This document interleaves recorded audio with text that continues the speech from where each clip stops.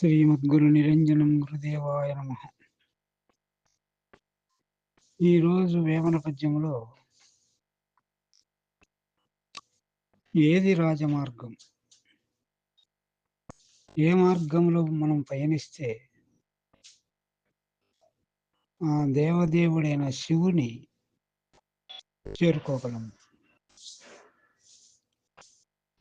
అనేది చెప్తూ ఉన్నాడు. అడవి మార్గాలేవి, రాజమార్గం ఏది, భ్రాంతితో కూడుకున్న మార్గం ఏది, భ్రాంతి రహితమైన మార్గం ఏది. ఆ పద్యం అడవి తిరుగలేదు, ఆకాశమున లేదు, ఎవని తీర్థయాత్రలందు లేదు, మడలు శుద్ధి చేసి యొడయుని చూడరా, విశ్వదాభిరామ వినురవేమా. అడవి తిరుగలేదు, ఏమిది లేదు, మోక్షము రాజమార్గం, జన్మరాహిత్యము లేక భ్రాంతి రహితము. ఎందుకు అడవి అని చెప్పినాడంటే, జనసమూహము కలిగినటువంటి పల్లెలు పట్టణాలలో ఇక్కడ ఉంటే ఈ వికారాలన్నీ చూసి భ్రాంతి కలుగుతుంది. భ్రాంతి కలిగే దాని వలన జన్మ వస్తుందని ఎంచి విచారించి, అడవిలో అయితే ఏమీ ఉండవు కదా, కేవలం పక్షులు జంతువులు ఉంటాయి, అప్పుడు భ్రాంతి ఉండేదానికి ఆస్కారం లేదని వైరాగ్య పద్ధతులలో అక్కడ తిరుగుతూ ఉంటాడు. కానీ అన్నిటికూ మూలము తానేనని, తాను లేకుండే మార్గం చూసుకోలేక తాను ఉండి చెట్టుండి కొమ్మలు లేకుండా పోవాలా అని, మొదలు ఉండాలా, కొమ్మలు లేకుండా పోవాలా, తను ఉండాలా, ఇంద్రియములను అదుపులో పెట్టుకోవాలా, కామక్రోధాలు లేకుండా. ఎట్లా పోతాయి? తాను ఉండి లేనివాడైతే సరిపోతుంది, కానీ తను ఉండి ఈ లేకుండా పోవాలని అడవుల్లో తిరుగుతూ ఉంటారు. అక్కడ తిరిగినే మోక్షం రాదు, భ్రాంతి పోదు. మరి ఆకాశమున లేదు, ఆకాశం అంటే ఆకాశం గగనం శూన్యం అంటే భావం ఏమిటి? ఆకాశం అంటే గగన పంచకము అని, ఏమీ లేకుండా ఉండడం. అది రెండు విధాలు: స్వరాకాశము, చిత్తాకాశము, మహాకాశము,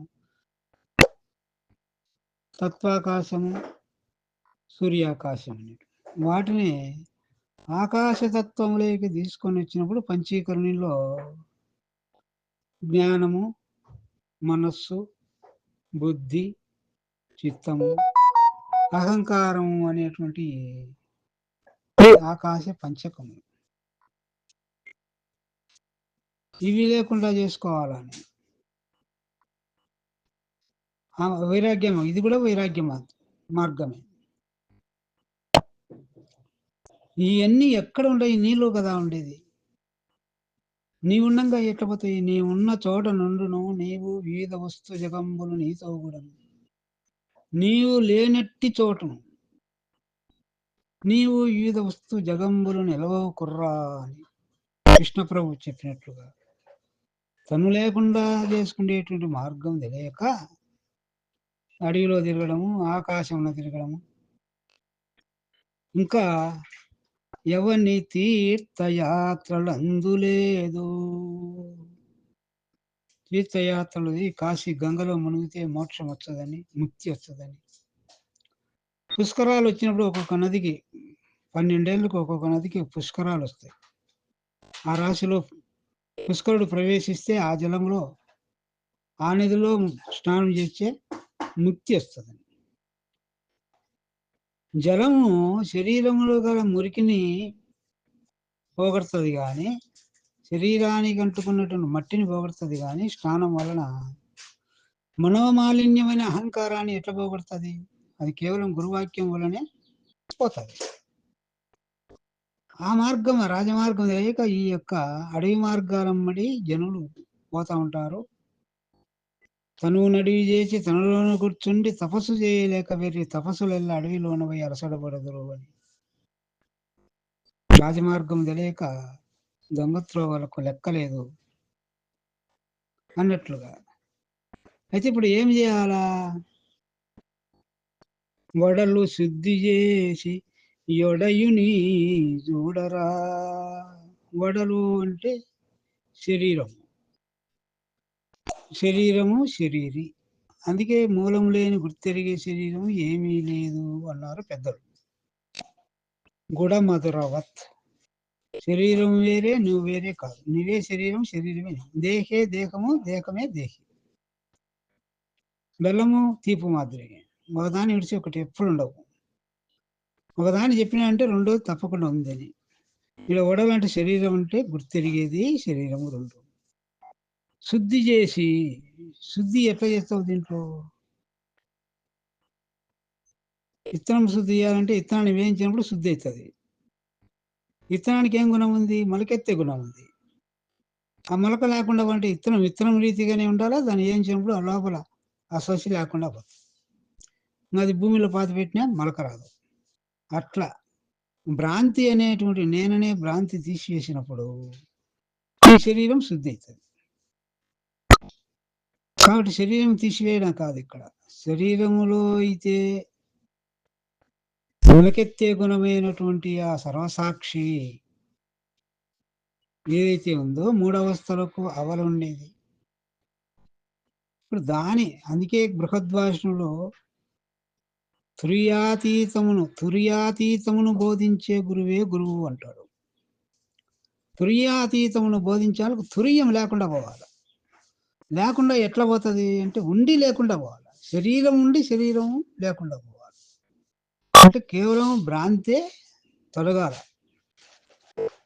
దాని వడలు శుద్ధి చేసి అట్లా లేకుండా శుద్ధి అంటే మళ్ళీ ఈ మూలం లేని గుర్తిరిగే శరీరం జన్మకు రాకుండా చేయడమే శుద్ధి. యొడయుని ఇట్లా ఈ మూలం లేని గుర్తిరిగే శరీరం ఏమీ లేదని తెలపాలంటే గురువు తప్పకుండా ఉండాలి. ఆయనే యొడయుడు అంటే స్వామి, పరిపూర్ణ స్వామి, పరిపూర్ణమైనటువంటి మహాత్ముడు, పరిపూర్ణాన్ని ఎరగనటువంటి వారు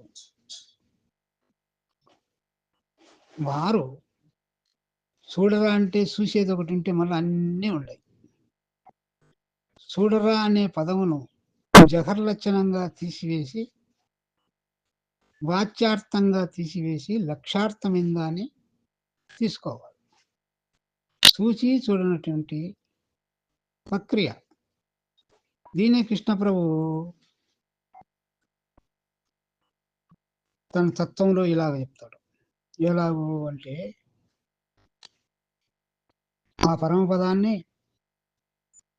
చూపులేనిది, రూపులేనిది, సుఖము దుఃఖము లేనిది,